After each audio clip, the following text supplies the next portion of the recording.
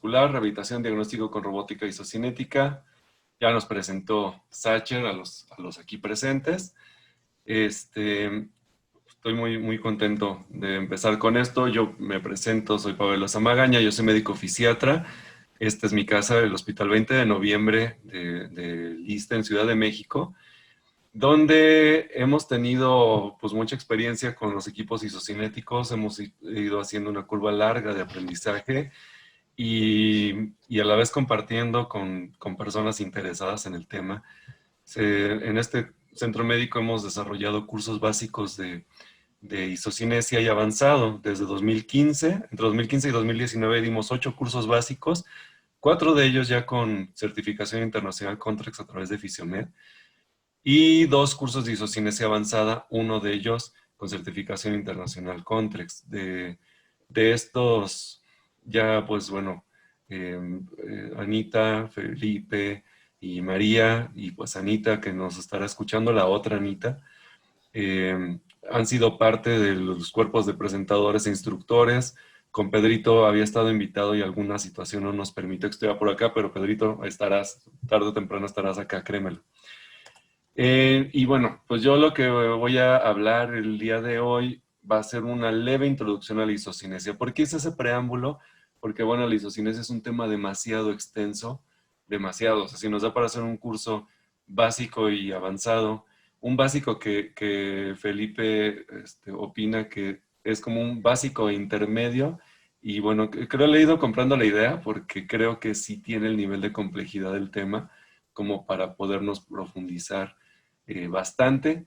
Sin embargo, en este webinar lo que queremos darles a ustedes es una aproximación de los alcances de la isocinesia.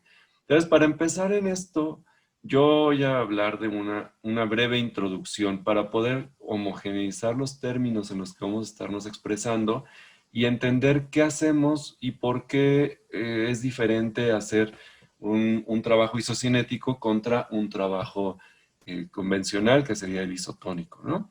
Entonces, la estructura de la charla, vamos a abordar primero conceptos, biomecánicas y aplicaciones. Ahí estamos hace 3 años en la casa de Fisiomed, precisamente. Ahí estuvimos con Felipe y con Sacher y con Pedrito, platicando con los grandes maestros sobre este tema que tanto nos gusta. ¿Qué es isocinético? Isocinético es un término escrito en 1967 por Hislop y Perrin, que hablan de que hay un movimiento que se produce a una velocidad angular constante con una resistencia ajustable. Y esto suena muy simple, muy fácil de entender, ¿no? Pero en realidad tiene un trasfondo biomecánico importante. Lo que yo asemejaría sería cuando tú caminas como en sumersión en agua. Si tú vas en una alberca sumergido hasta la mitad del cuerpo y tú quieres caminar, sientes una resistencia, pero puedes caminar. Pero en el momento en el que tú quieres correr, el agua te frena. Esto es el movimiento más parecido en la naturaleza al isocinético. Un movimiento con una velocidad constante, con una resistencia ajustable que te dice, mientras tú programes una velocidad de movimiento, que últimamente está muy estudiado esto, ya en términos que González Vadillo ha expresado muy bien, muy puntualmente en aspectos llamados pues aceleración. Te dice que el movimiento tú lo vas a producir a una velocidad donde reclutes cierto número de neuronas motoras y de unidades terminales para hacer una producción de fuerza específica para esa velocidad. Entonces, lo que hace el isocinético es cambiarte esa resistencia para que tú aceleres así. Vamos a profundizarlo un poquito. Isocinesia es un sistema robótico informático, como ya lo dijimos, velocidad constante con resistencia variable, que puede hacerse tanto en cadena cinética abierta como en cadena cinética cerrada. Es decir, tú puedes tener un punto fijo y un punto móvil, o los dos extremos fijos con un centro móvil. Te va a dar gráficas específicas y magnitudes físicas. Ambas tienen un montón de importancia. Felipa nos va a platicar a detalle de esto, pero esto es bien importante porque la gráfica te va a dar un valor cualitativo a lo que estás haciendo y las magnitudes te van a dar un valor cuantitativo exacto, porque además no son aproximaciones ni fórmulas de regresión, sino es valores obtenidos en el Sistema Internacional de Unidades. Y que van a tener diversas aplicaciones de lo que vamos a hablar ahorita. Primero que nada, pues vamos a describir un equipo isocinético y aquí vamos a ver en diferentes colores lo que tenemos. Lo primero es que todos los equipos isocinéticos tienen lo mismo, lo que cambia es la configuración de él. En esta imagen vemos el asiento ajustable que va a tener sujeciones. Es bien importante hacer sujeciones. El principio de la transferencia de Sherrington nos dice que vamos a transferir la energía producida en el cuerpo hacia un segmento móvil. Entonces es importante que tengamos un sistema que te permita sujetar todo para solo permitir el eje de movilidad donde tú quieres que se haga.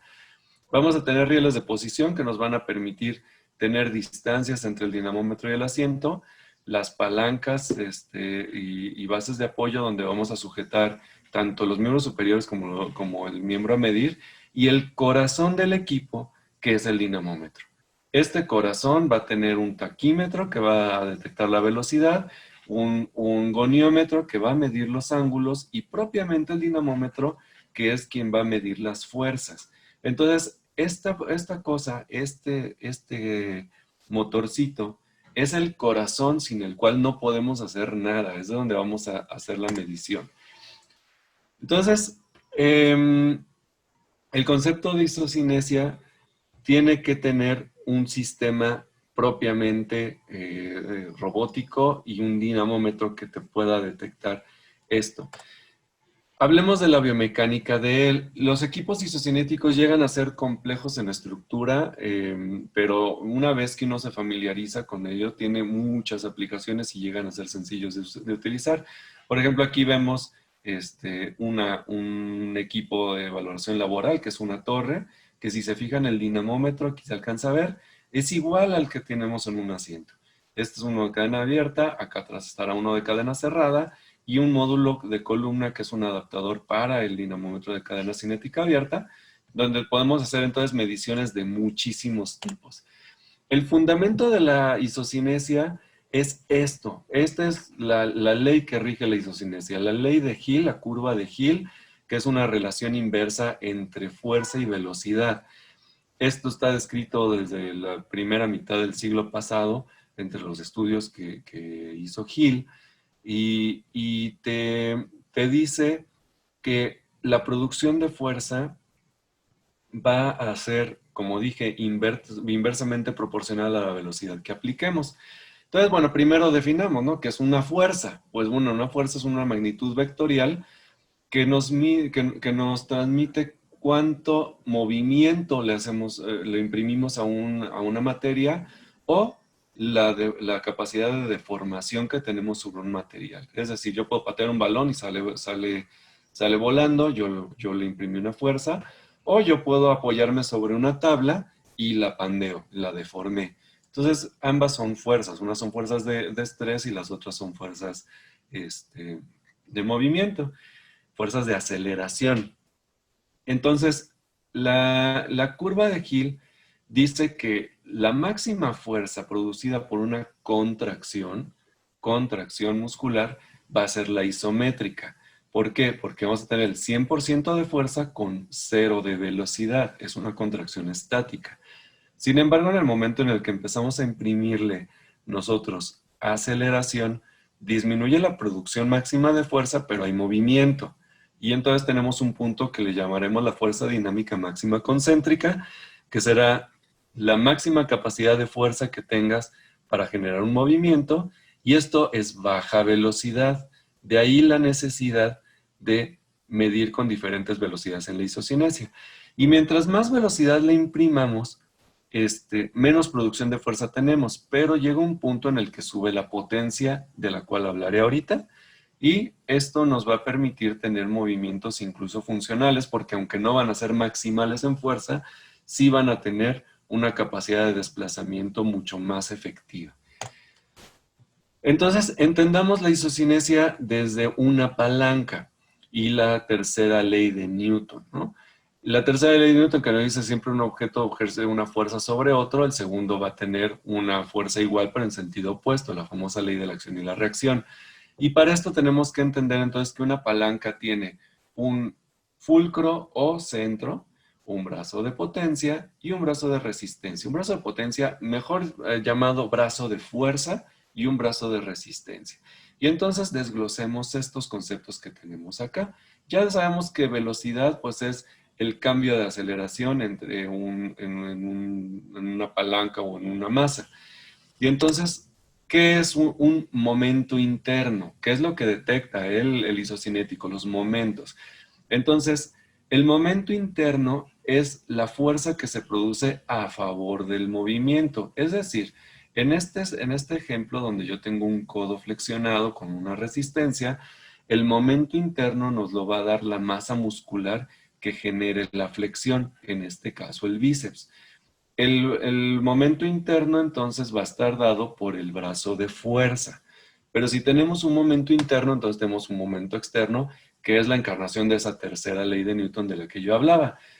¿Qué nos va a dar el momento externo? ¿Cuál va a ser la fuerza la fuerza de oposición? Primero que nada, pues la resistencia que tenemos que vencer. Segundo, la masa del segmento que tenemos que desplazar. Tercero, la fuerza de gravedad que atrae esa masa que tenemos que desplazar con la resistencia externa.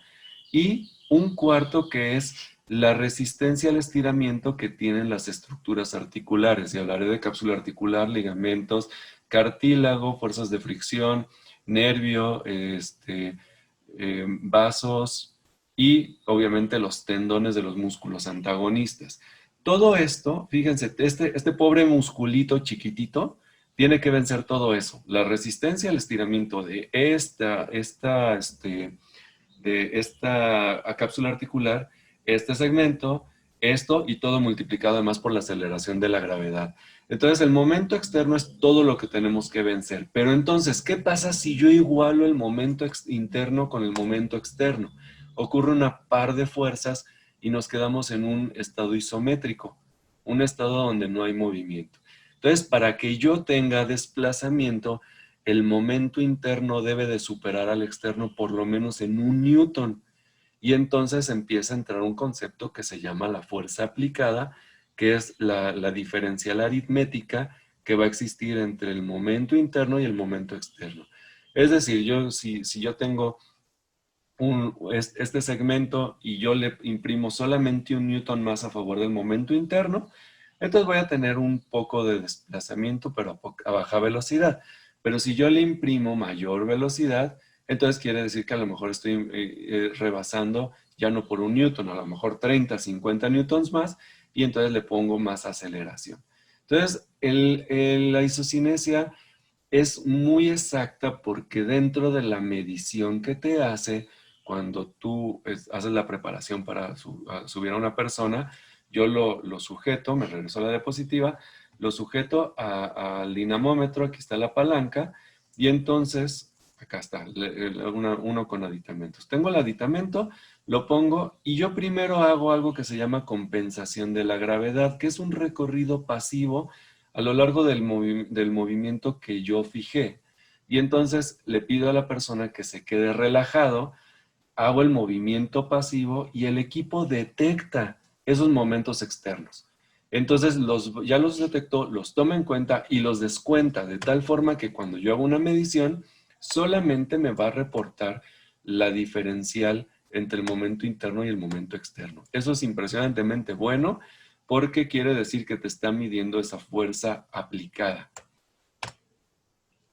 ¿Y en qué te lo reporta? En un momento o torque. ¿Y qué es un torque? Una magnitud vectorial resultante de la multiplicación de la fuerza que imprimiste en el extremo del brazo de resistencia y la longitud del brazo de palanca. Y entonces el vector resultante se va a dar en el centro de rotación Ojo con esto, porque si yo transmito este esquema al dinamómetro, entonces yo aquí veo que la flecha roja es la base del aditamento, donde voy a empujar aquí mi sujeción. El brazo el brazo de palanca, la flecha verde que está determinado entre el centro del dinamómetro y el aditamento.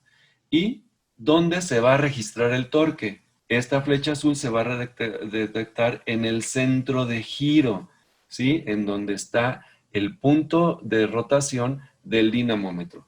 Ojo que la magnitud de la fuerza se transmite en los dos sentidos por pura física. Entonces, este centro que tú tienes aquí, esto que está midiéndose, es la fuerza que estás teniendo de reacción intraarticular. Entonces, que quede claro, yo cuando hago en isocinesia no estoy midiendo cuánta fuerza tiene o está produciendo el cuádriceps. Estoy midiendo la resultante de la fuerza del cuádriceps multiplicada por la longitud del brazo de palanca que me da un ángulo de giro. Como si yo atrapo mi dedo entre la mano y lo giro, yo donde siento la fuerza no es en el donde estoy produciendo el giro, sino en la palma que está apretando. Entonces, entiéndase qué se está midiendo con la isocinesia, un torque, que es un vector resultante de producto de la fuerza del momento interno multiplicado por el brazo de palanca. Y es entonces un vector que se detecta en el centro del dinamómetro. De la fuerza multiplicada por la velocidad que yo le aplico, sale la potencia. Entonces, la potencia es directamente proporcional a la fuerza por velocidad. Mientras más velocidad le empiezo a poner, más potencia alcanzo. Pero no es infinito. Esto es finito por la misma ley de Hill, porque tarde o temprano la fuerza va a ir cayendo, entonces la potencia también. Pero hay un punto crítico aquí entre el 20 y 40% de la aceleración máxima que puedo tener, donde la potencia levanta y obtengo el pico de potencia mecánica. Esto, medido en isocinesia, más o menos se alcanza entre 180 y 240 grados por segundo, donde yo hago una contracción efectiva y levanto la potencia muscular. La potencia te puede traducir cosas bien importantes funcionales, ¿no? La diferencia entre caminar rápido y caminar lento, la diferencia entre patear un balón que esté más lejos o hacer un tiro muy despacito, ¿no? Entonces, la potencia es una expresión que multiplica la fuerza por velocidad y tenemos que entender que no siempre la fuerza es lo absoluto, sino a veces la potencia te traduce algo que clínicamente puede darte mejor resultado. Y el otro término es el de el trabajo. ¿Y el trabajo qué es? El trabajo es una magnitud física que transmite energía. Y entonces el trabajo te habla de la energía que tú requieres para desplazar una masa durante un espacio. Es decir, si yo hago un salto horizontal, el trabajo será el producto de la fuerza que yo aplique para saltar, más multiplicada por la longitud que alcancé. Entonces, en la isocinesia, el trabajo te representa el área bajo la curva, un pico de fuerza, o más bien una curva de fuerza, multiplicada por una distancia. Si se fijaron, fuerza por velocidad era potencia, pero fuerza por distancia va a ser el trabajo. La unidad es el joule. Y esto es bien importante porque te puede traducir mucho la fatiga que estás teniendo. Puedes tener, como veíamos en la gráfica de acá, en la última, donde prácticamente tienes el mismo recorrido articular con el mismo o prácticamente el mismo pico de torque, pero el área bajo la curva es diferente, el trabajo es menor, porque quiere decir que esta persona a lo mejor se fatiga, en este ejemplo, ¿no? Entonces, estas tres son las principales magnitudes que vamos a medir. A partir de esto, van a salir muchas cosas que vamos a poder ir sacando. Y entonces, habiendo entendido esto, ¿qué aplicaciones nos da? Aquí estamos con el buen Sacher estrenando un dinamómetro isocinético en el Congreso de París hace 2 años, en el Congreso Mundial, emplayadito y echado a andar con mi amigo.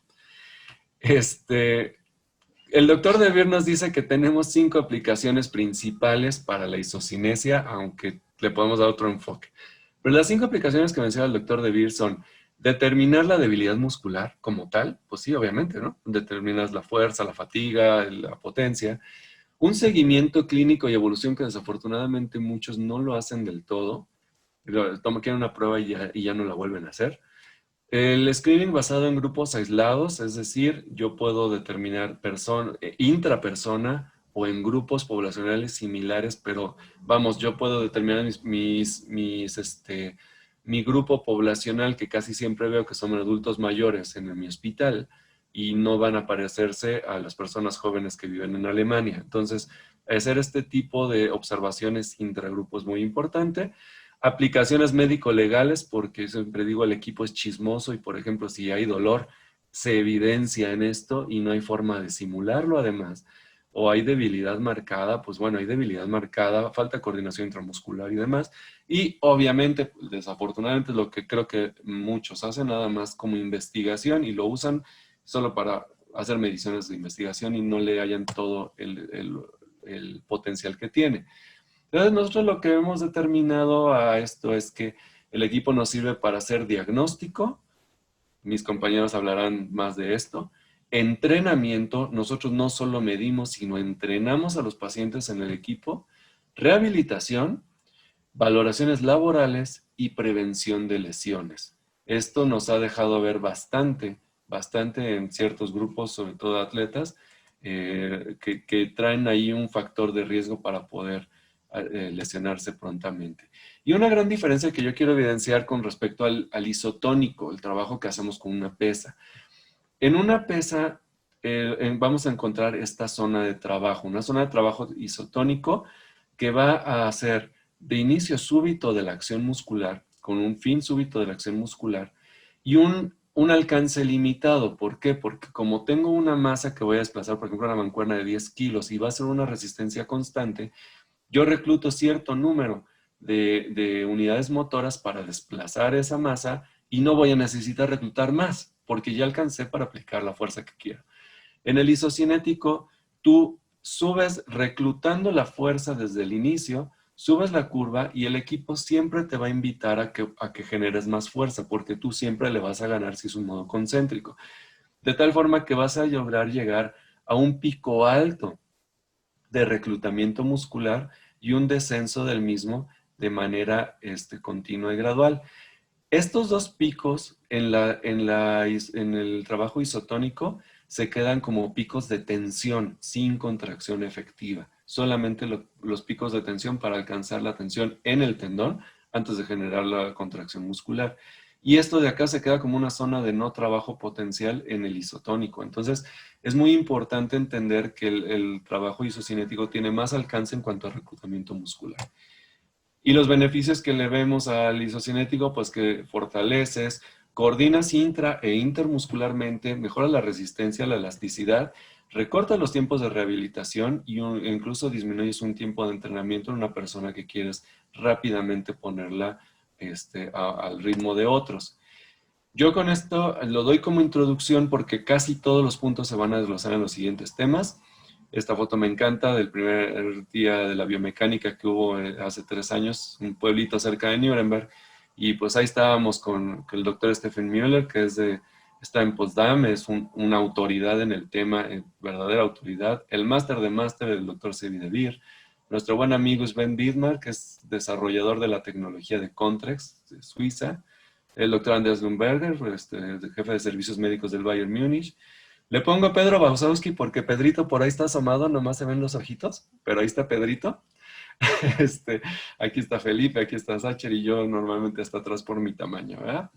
Entonces, bienvenidos sean a este webinar. Espero que haya quedado claro. Estaremos pendientes al final de preguntas y le dejo el micrófono a Felipe.